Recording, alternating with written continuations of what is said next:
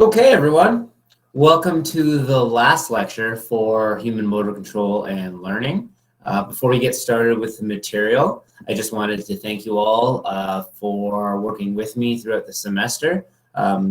Given everything that has happened, I did enjoy it. I really enjoyed sort of the feedback and engaging with all of you in the lectures, and I do feel like it helped with the lectures in general and helped me understand sort of your mindset of what you guys were learning, and it helps me moving forward because I do find that every year the cohorts sort of change and it's a fluid, right? The knowledge base of students sort of changes throughout the years. And so always being in tune with like trying to listen to students, understand where they're coming from, but where they are at academically helps tailor the lectures to the learner. Right? And what did we learn about teaching in this course in the motor learning component is that you have to make sure that you're teaching at the level of the student, right? Or of the learner. The final exam is on April 16th. It is going to be online, and there is the breakdown posted in the announcements of the course shelf on Canvas, so look at that. As well, there is the final review slides, which picks out the main sort of stuff from the course, and then you can utilize that as a backbone to sort of fill in your knowledge base with the rest of the material from the lectures. Has anyone started the assignment? I made it due at the last possible moment, so I can't extend it, but okay, perfect. So people have already started it and are finishing it. Any feedback with that? Did anyone find that it was difficult or that it was easy, or you let me know and let the class know? Because remember, the breakdown of the rubric of the assignment is posted in the modules, so it should be fairly clearly stated. Oh, and I have the sample one, right?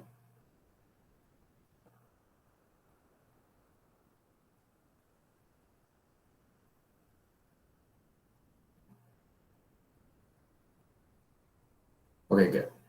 Oh, Carolyn didn't like how she couldn't choose the same topic. It's because, so the reason why we can't do that is because people were copying each other from two different TAs.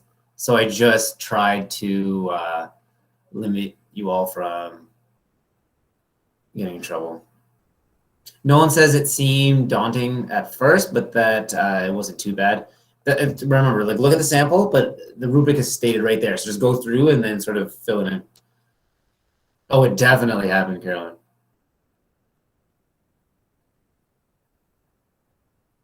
Because like different TAs, people would like copy paste and then send it the same assignment. Okay, great. So in today's lecture, what we're going to be discussing is the benefits or the principles behind teaching a motor skill in whole or in part, and which is better. The breakdown of the lecture is discussing the specifics of whole versus part practice. We're going to be talking about how when choosing whether or not we want to do one or the other, you need to consider the skill complexity and the skill organization.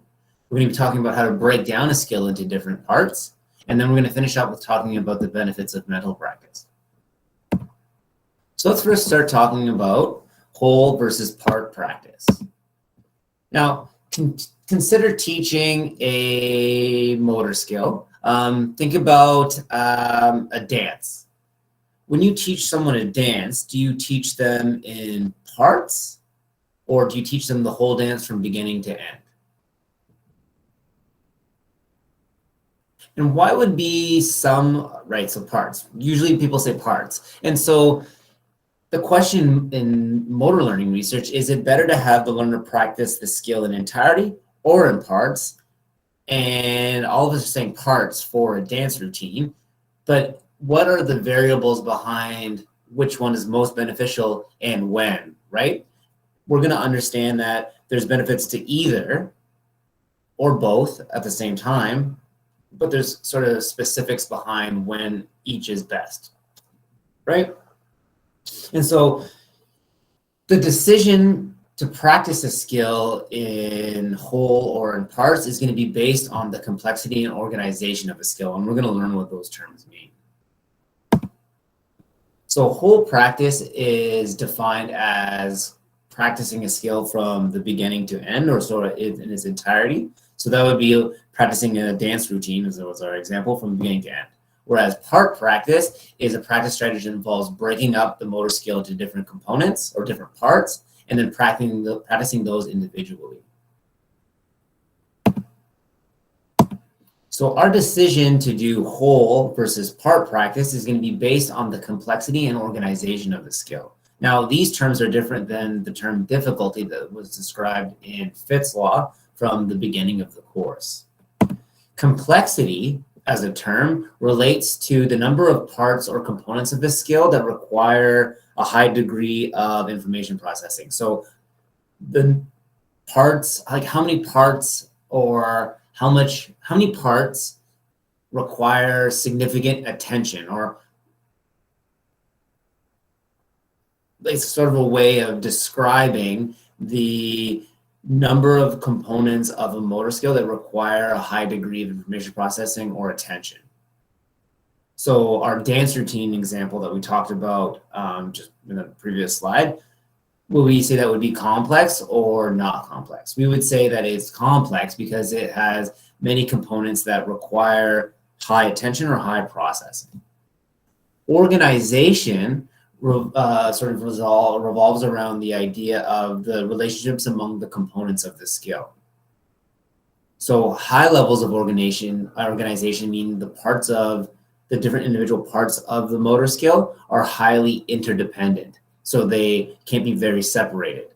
Whereas a low level of organization means that the parts of the motor skill are independent, that you can sort of practice them individually. And so our decision to practice a motor skill in whole versus parts is going to be based on whether or not they're very complex and very organized. And so an example of a motor skill that would be highly organized would be something like a basketball jump shot.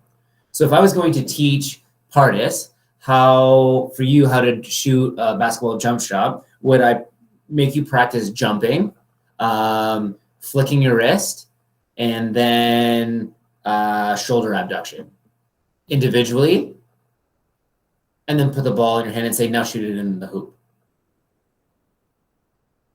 No, because those components of the motor skill are very interdependent. They're very dependent on each other. Whereas, remember our gun cleaning example from the US military, I think last day? That's a serial motor skill, right? So that would be an example of an independent or a low level of organization of a motor skill, because there has many components, but they're very individual from each other. Does that make sense, everyone?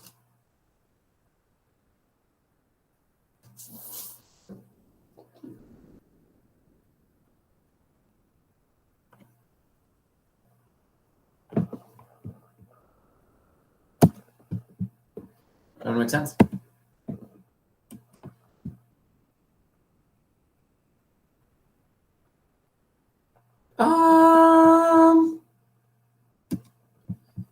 I guess you could argue, well, because it's a swing, right? So depending on how the way you want to look at it, okay. Think about it like hitting, not swinging a baseball, but hitting a moving ball. Technically, you need to have the learner go off of a tee to get used to the swing first, and then throw in practice with a moving object.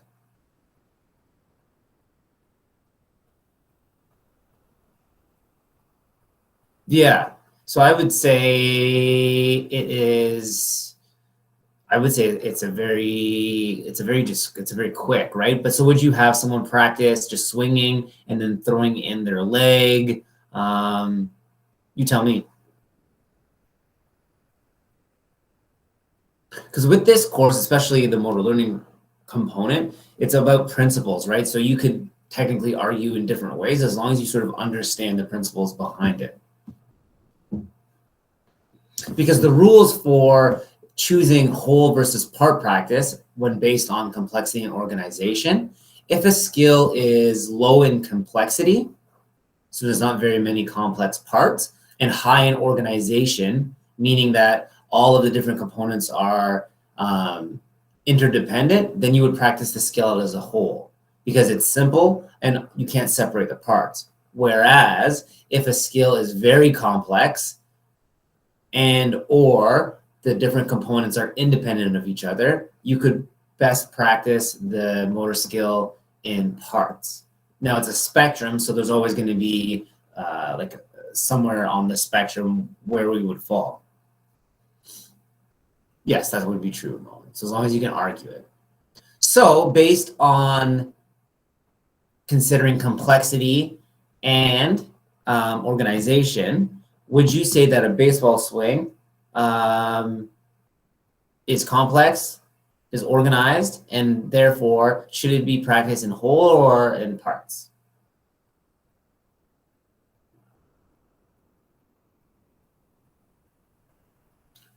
I would actually say that the baseball swing is low in complexity and high in organization. Because you wouldn't practice, well, I don't know, you might, but would you practice flicking your wrist? Then would you practice swinging your body? Would you practice like stepping into it? Maybe. But I would argue because it is low in complexity and the parts are sort of interdependent, you have to move your center of mass into the bat. I would say that it's this example here. Yeah, so Nolan, when you learned, what was the what was the progression of baseball swing that you learned?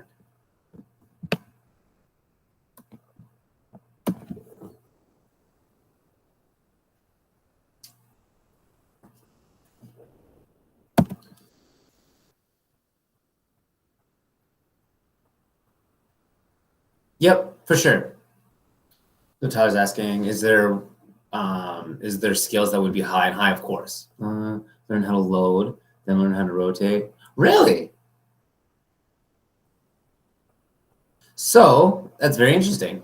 So that would mean that the skill would be considered high in complexity.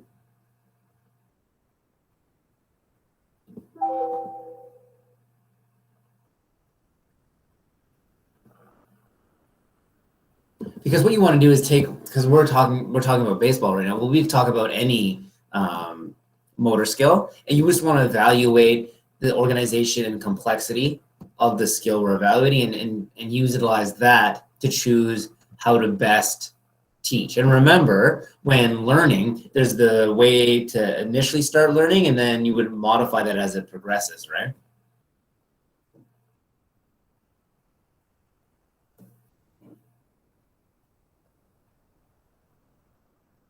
See, we were talking about in-person classes. I would be having you swing a bat every class.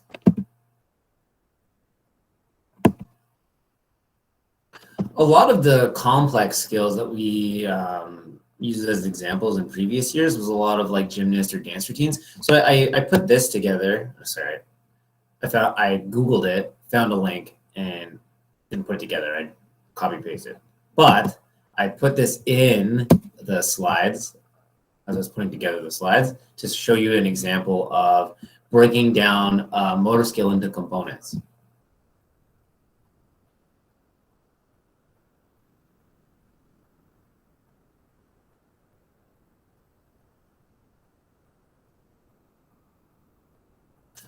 So Tyler was asking, so can you think of anything that would be high in complexity and high in organization? I think a lot of the sporting techniques and skills that we would like really talk about are all really high complexity and high in organization. Oh, there you go. No. No.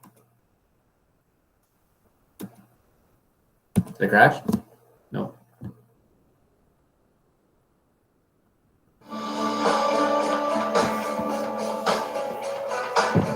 Any gymnasts in the class?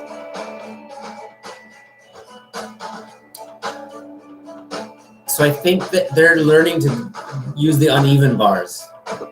And so they're going to practice different parts.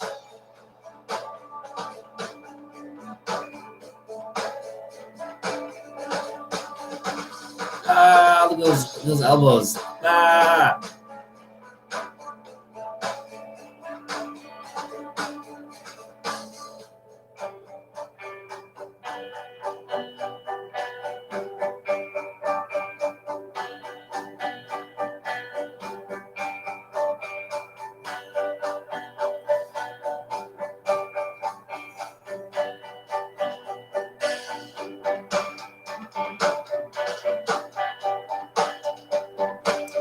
Yeah, man, I am freaking out over those elbows. Ah, stop.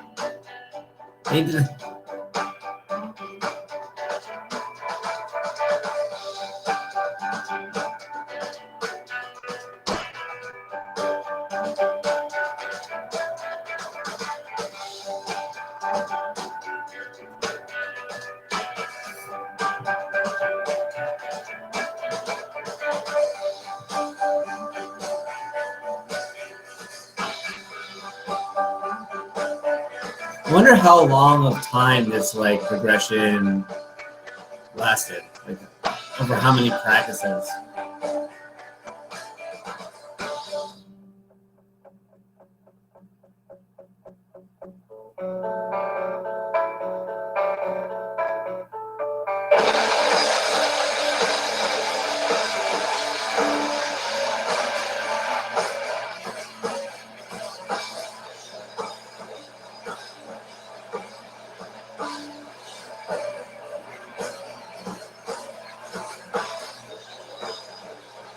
Hey.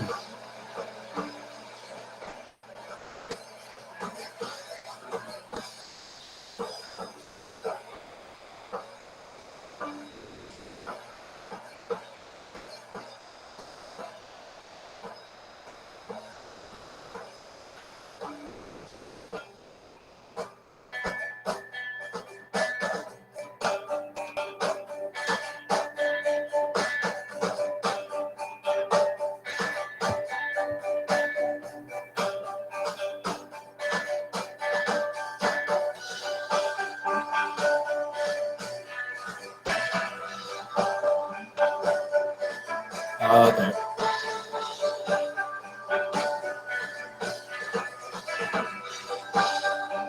Keeping the legs together. Okay.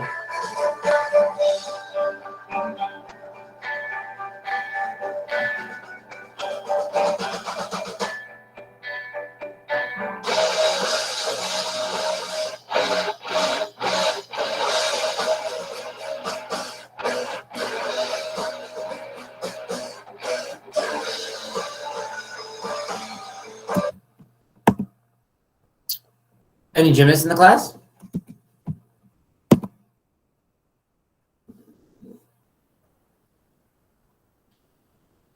How old do you think that little girl was?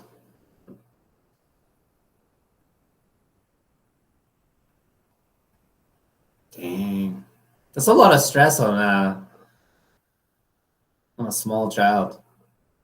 That was a lot of stress on that small child's elbows. As a therapist, we see a lot of like gymnasts are really injured like later on in life. Not saying no gymnasts or gymnastics, but so that was an example of a complex skill and how teaching it involved breaking it down into parts and then sort of putting it together. So the next question is then what are some strategies that we can utilize to break down a component into different parts then, right? One way to break up a motor skill into individual parts is called fractionization. And so fractionization is involving the teaching of a skill that is an asymmetric bimanual task. So it involves both hands doing two different things at the same time. So fractionization is learning one arm and then the other arm individually. Is there anyone that took guitar lessons growing up or piano lessons? So this would be an example of asymmetric bimanual tasks. And when you practice, okay, violin, perfect, yeah. So then when you practice, did you first initially practice with like your fret hand and then your strumming hand or bow hand? Because when I learned guitar, we practice strumming, we practice fretting, and then put it together.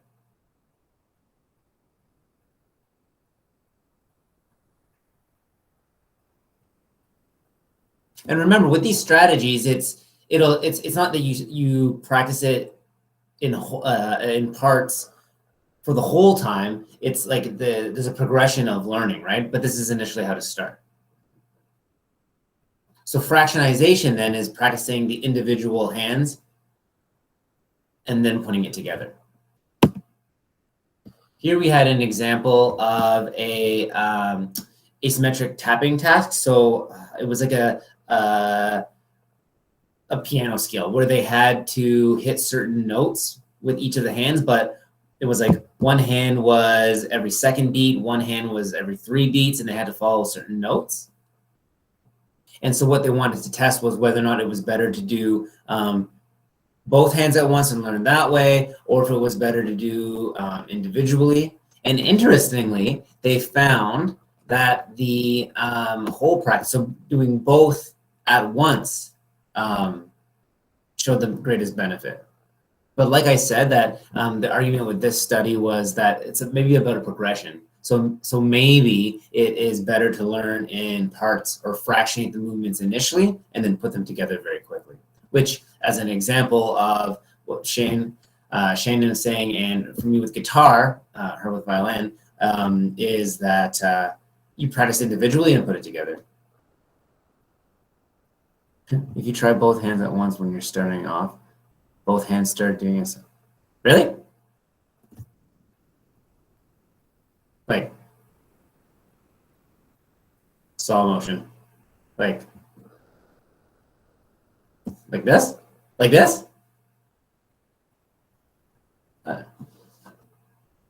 Yeah.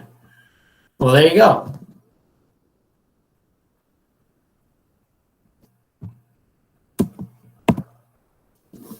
The next sort of way of breaking down a component or a motor skill into different parts or components is the progressive part strategy, which also is called segmentation. And so this is popular and probably very common and something that we're all sort of familiar with. But you begin practice by learning one part, and then you progressively get used to it, and then you progressively add more and more parts. So that's why it's called the progressive part method. That's a really funny story. I wish you had a video. All right, I'll just see. This is what we would have students in class bring things that they're good at, and then we would all practice and then look at what all the learners are doing, and then you're like, oh my gosh.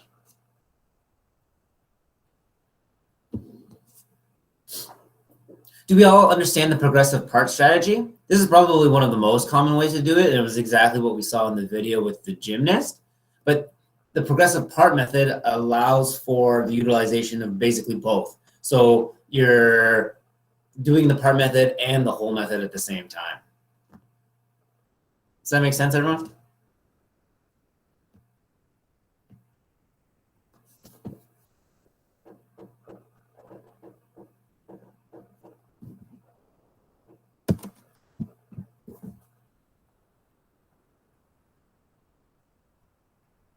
The last way to practice parts of a skill is called simplification.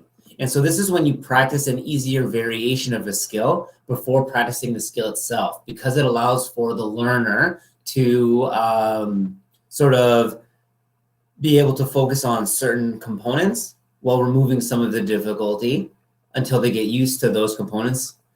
An example would be, how many of you learned to ride a bike first using training wheels? So what that does is it's a simplified version of bike riding. And we learn that way because you don't have to worry about balance while getting used to steering, looking up, and pedaling. And then as you get used to that, then you can take off the training wheels.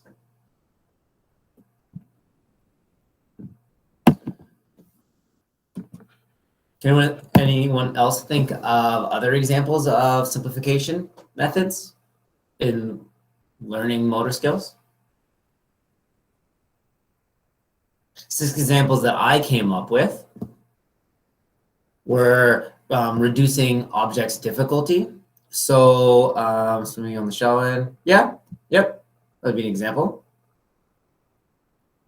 Or with the floating, I think that would be removing, so that would be, I think, reducing object difficulty.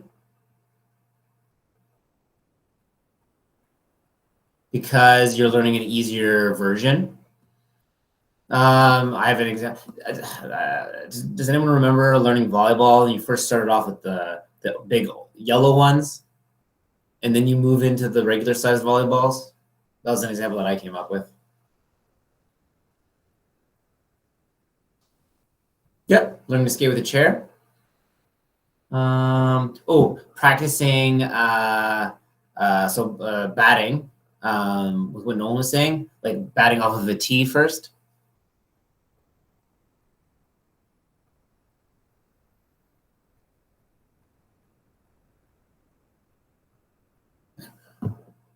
My training wheel example is technically reducing the object difficulty, but it's what it's doing is reducing attention demands.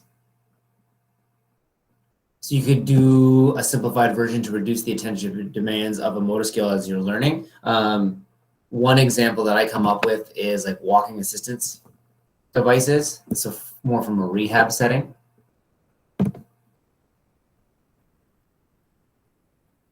But I guess Tyler's example of learning to skate with a chair, that would also reduce attention demands. So you can focus on what it's maintaining your balance, right? And getting it ready to push. One common one is reducing movement speed. So by practicing at a slower variation of the movement, then you can develop the invariant features and then speed it up. Can anyone think of an example of when you are learning a motor skill, you start off slow and then you build up the speed? I'm trying to think.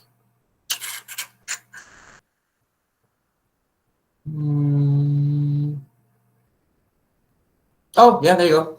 Tap dancing, yep. For sure, everything counts. There's no set rule, and whatever we come up with are probably going to have components of each of these examples I came up with. Adding auditory cues. So you can add cues to help the learner learn a rhythm. Do you all remember Gentile's taxonomy? And how it was like a sort of like a rule or a guideline to like sequentially increase or increase the difficulty or like allow for sort of like a progression of motor skill difficulty for learning. You could do it that way.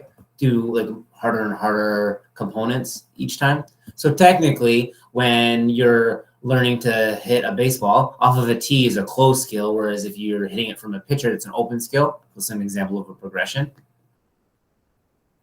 What's really actually popular now is simulators and virtual reality environments. Virtual learning is taking off.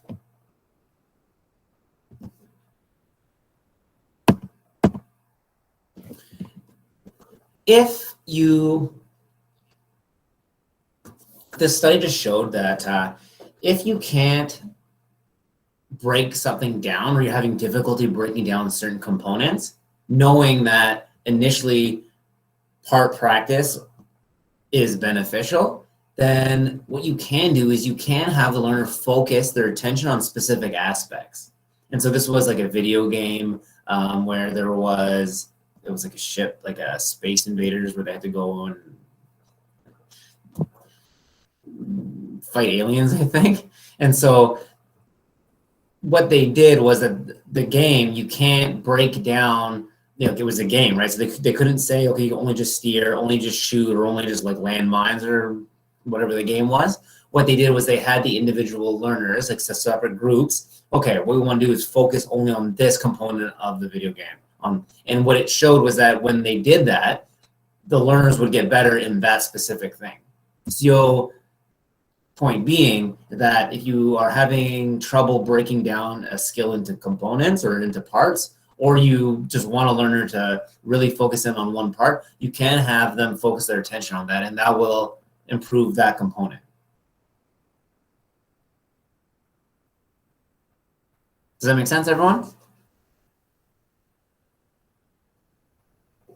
It also shows that if you, okay, then why don't you just have them focus their attention all the time? Well, that's the point of motor learning, is that we learn if that the students, or if the learners have their attention on what they're doing, right? There's an amount of attention, then they're going to keep learning. If you take that attention and focus in on one aspect, that one aspect will improve, but then they won't improve in the other ones as much. So it's sort of like guidelines, right? It's cool here. Oops. Perfect. Any questions? We just have a couple more slides.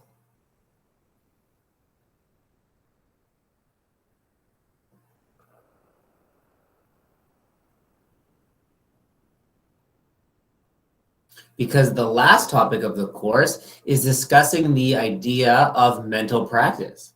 And so my question to you is, mental practice effective for learning of motor skills?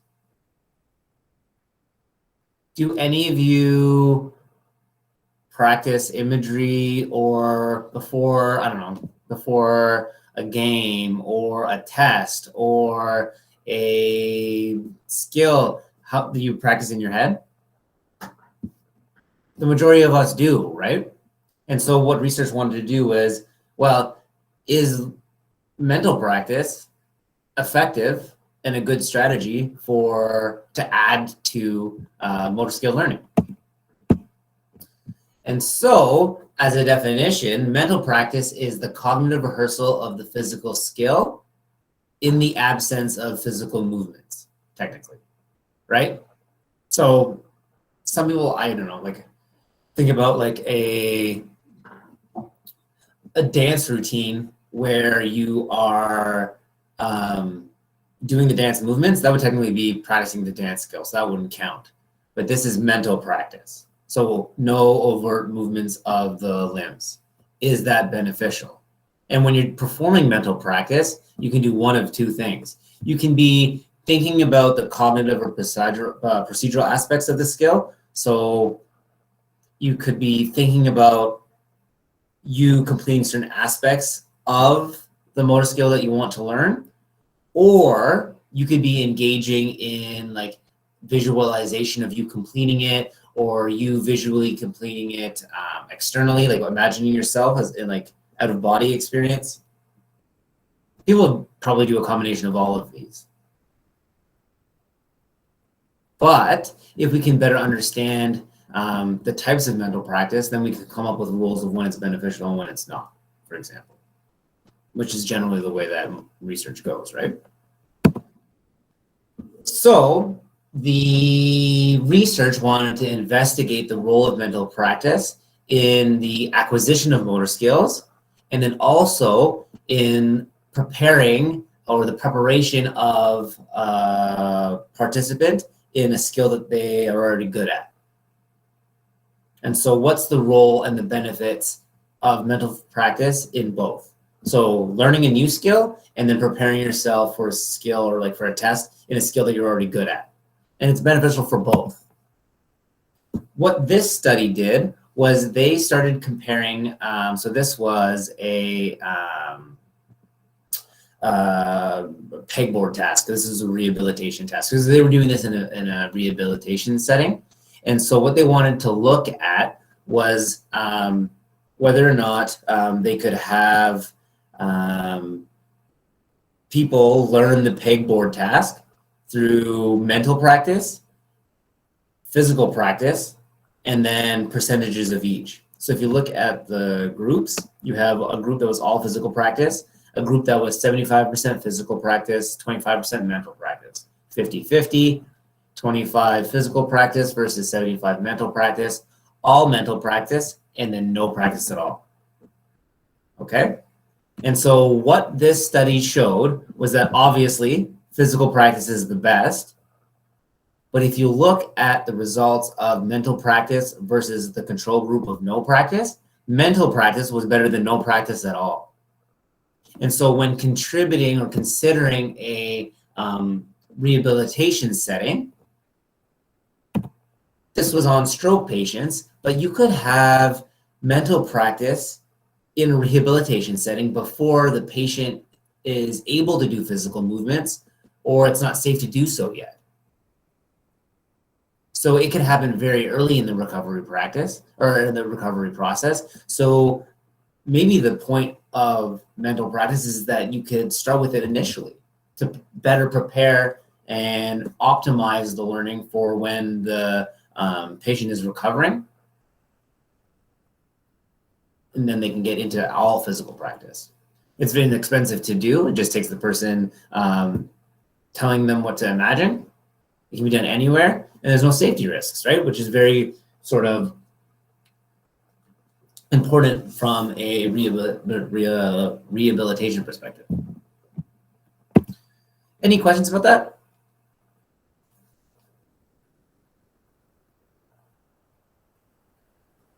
So that showed that mental practice is important.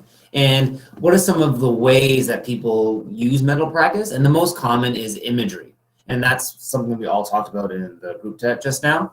Imagining yourself completing components or the whole task. It helps prepare you for the motor skill, motivate you.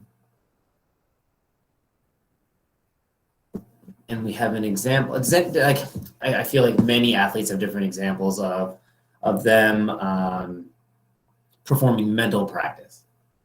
Can you think of any of the examples? I found this one. This is an old popular Mike Camilleri. He's from Toronto, no big deal. But this was just an example. This was from like Hockey Night in Canada, like 13 years ago. Kids, he's visualizing. Watch this now. Now look at this. I've never seen anything like this. And watch right at the very end, when this is a long one, he's looking right at the spot where he shot the puck. See that? He's fitted, you know, I hear guys out there doing their sticks and everything.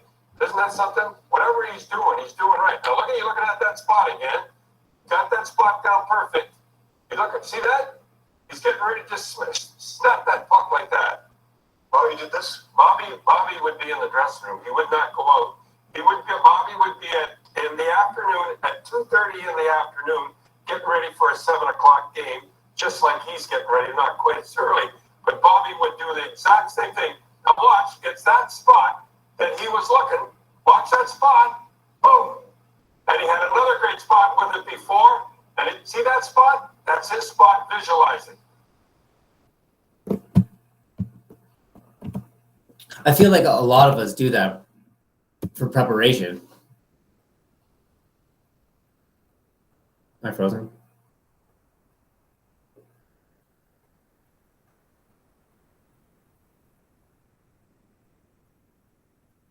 You don't do that?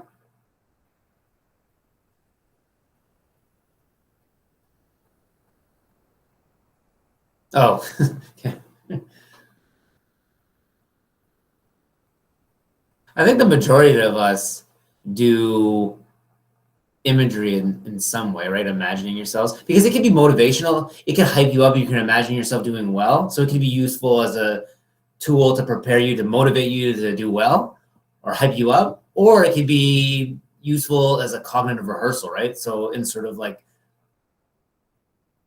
when we were talking about like the pre-performance rituals, like getting sort of the rhythm down, preparing you to complete the motor skill, like with the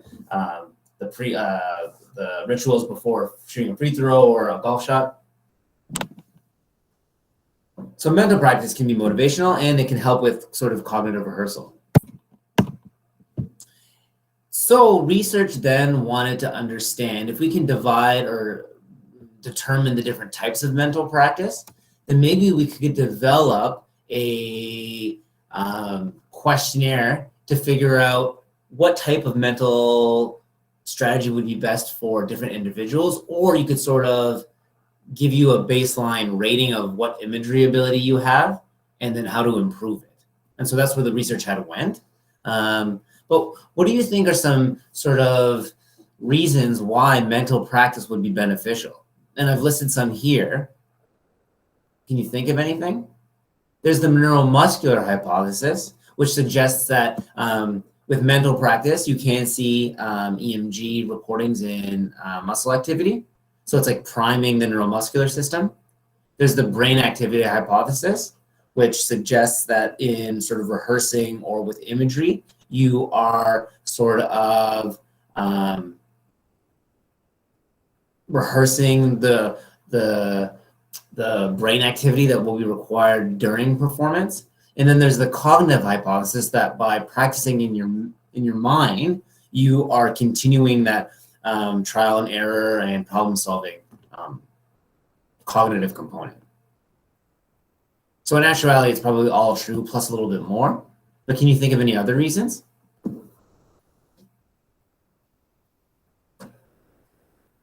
Yep, confidence. Yep. Motivation. Maybe it helps you focus your attention, remove distractions and help you focus, right? Because attention leads to better learning plus performance. So maybe that one. Avery's right.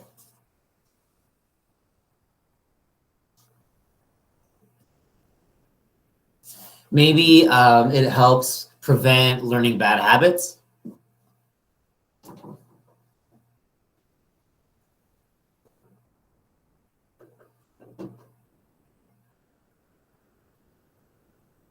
Anything else?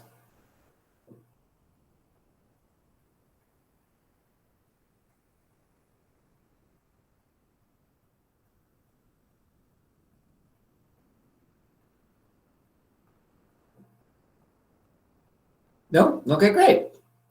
So like I said, what research wanted to do was sort of be able to understand, okay, well, maybe if mental practice is better for some people than others, maybe it's related to some people have a better imagination or imagery ability.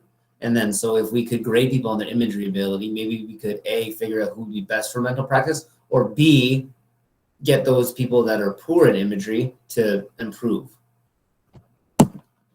And so they've developed sort of this scale, but that's where the current level of research is. And that was the course. Any questions about today's material?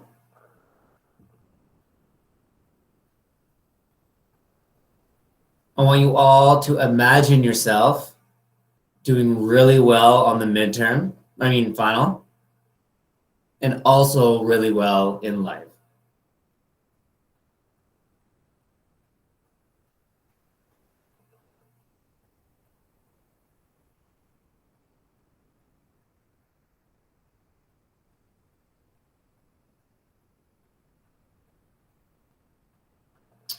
So I hope I see you all in the future at some point in your careers. All the best.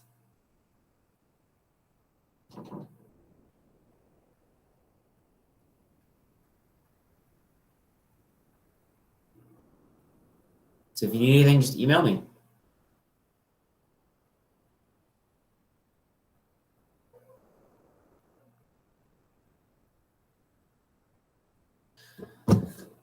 Okay, everyone. Well, you have a great week, and then I will talk to you when I talk to you.